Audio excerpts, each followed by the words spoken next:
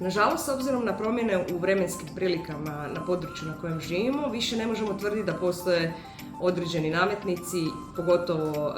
leteći insekti koji se zapravo javljaju samo u određenom dijelu godine. Dakle,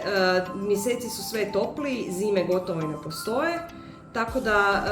nekakve opasnosti od invazije buhama postoje zapravo cijelu godinu i samim time ljubimce moramo štititi cijele godine od buha. S druge strane, krpelji ipak pokazuju još uvijek nekakvu sezonalnost, makar se događa da zapravo su zime jako blage i oni zapravo ne nestaje u zimskim mjesecima, tako da sve više i više imamo pojava bolesti koje prenose krpelji i kroz zimske mjesece. Ono što je sad aktualno i ono što nas sad muči i nas i naše ljubimce su leteći insekti i svakako ih treba zaštititi od letećih insekata, a to su definitivno komarci, papatači i stajske muhe.